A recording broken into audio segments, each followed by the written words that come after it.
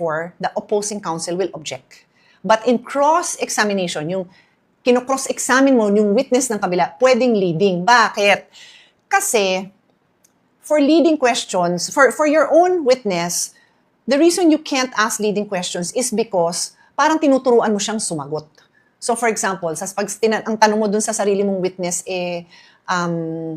nasuka ka nung kinain mo yon? Yung pwedeng tanungin yon. Sabi mo, ano yung na-feel mo? Kasi pag sinabi mong nasuka ka, para mo lang sinabi sa kanya na sumuka ka, di ba? O sabi mo, sige, sabi mo sumuka ka.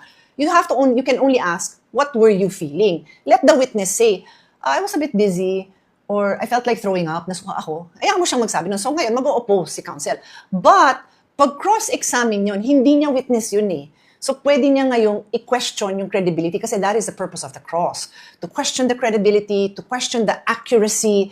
Tama ba yung pinagsasabi nito? You can now question na talaga bang nandun ka ng 12 o'clock? Di ba kasabihin nito na, leading naman yun, ba't mo naman tinatanong ng 12 o'clock? Kasi nga cross-examination yun. Pwede mong tanungin na ganun kadiretso yun on cross.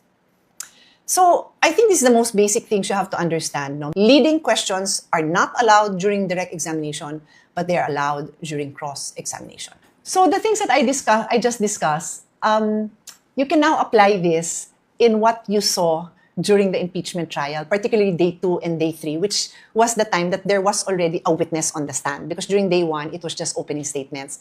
During day 2 and day 3, there's a witness. So yung mga kinuwento ko sa inyo, you can apply that now in any case that you watch. If you go on YouTube and just follow a case, you'll understand it. And even in this impeachment trial, you'll understand it. Kasi nga, we're following the legal rules. Now, how important is the application of the rules? Well, it being a quasi-judicial process, our rules indicate that we are using the rules of the Senate and the rules of court in a suppletory effect, which means ginagamit namin yan to guide us. So, it is up to us as an impeachment court how strict or how lenient we will be. What is important to note is there are still always rules. We may debate on how strict we will be. I'll give you an example.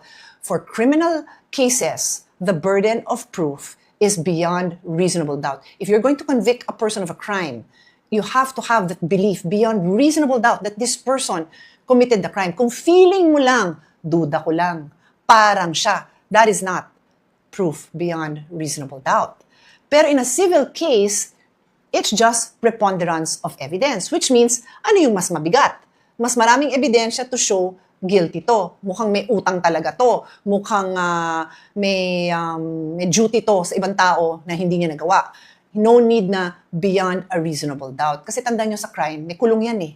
So iba. So we cannot change that. So my point here is, we always have to be guided by rules. Kaya pag nababasa ko, naririnig ko na, wag nang mag-technicalities, hindi ho pwede yun. Parang sinabi mo sa chef na, wag kang gumamit ng measuring cup. Kasi mahilig ako mag-bake. Pwede kang gumamit ng cups, teaspoons, tablespoons, or pwede mong i-measure. Sabi nila, mas accurate yung pag-measure. Kasi nga, tinitimbang mo yung cup kasi baka puno, baka hindi puno, di ba?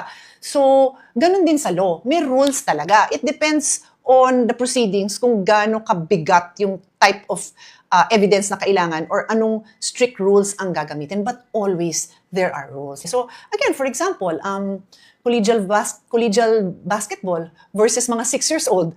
Tingin nyo ba, same yung rules na ginagamit? Hindi. Pero, there are non-negotiables. Like, bawal naman magtulakan. Bawal naman magsuntukan. Diba? Kahit sabi mong bata yung naglalaro, matanda, may bawal. But, medyo iba yung application kasi baka hindi pa ganun kagaling mag-dribble yung mga 6 years old, yung 8 years old, but there are still always rules. Sasabihin pa rin ng coach, bawal tumakbo na hawak mo yung bola. Diba?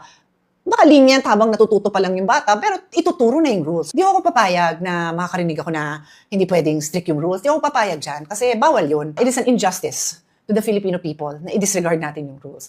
Now, sabi ng iba, kung gusto nyo, ginagamit yung rules. Kung ayaw, ginagamit ng rules. Well, that's what we learn in law school when to apply the rules.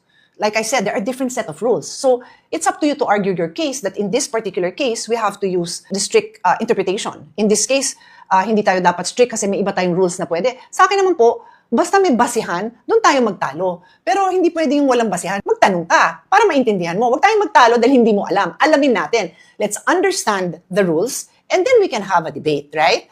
Normally, ang lawyer, hindi ho nakikipagdebate sa hindi lawyer. Because alam namin na iba yung training namin eh. But because being in the Senate by itself, does not require that you are a lawyer, there is no requirement, then by nature, a non-lawyer can debate with me in the Senate, di ba? So, ano ako doon? Mindful ako doon.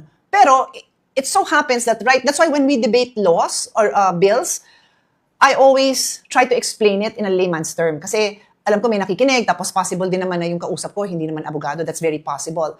In this impeachment proceeding, ganun din, ang mga kasama ko, karamihan, hindi abogado. So, I also try to explain. Pero sa akin, hindi pwedeng disregard the law. Intindihan natin yung law, I will be very patient in explaining, but it is a legal procedure. So we cannot disregard it. We cannot say, wala nang legal-legal dito, wala nang technical, hindi ho pwede yun. And pag nakakarinig ako ng arguments na hindi man lang i-consider yung ibang arguments, ayoko din nun. Sabihin na lang natin na this is my belief, this is the view that I take. If somebody else has a different view, i-argue mo yung view mo. Hindi yung parang wala kang narinig. Hindi mo ganun yun. Kasi people are watching, nakikita nila, naririnig nila. So maganda sana na nadedebate ng maayos. So anyway, I hope this helped you understand more legal terms, the legal process, and it will help you, if not participate, dahil hindi naman ho kayo parties in the impeachment, but understand it and have, like I said, intelligent discussions because the Filipino people deserve to understand and deserve to have intelligent discussions.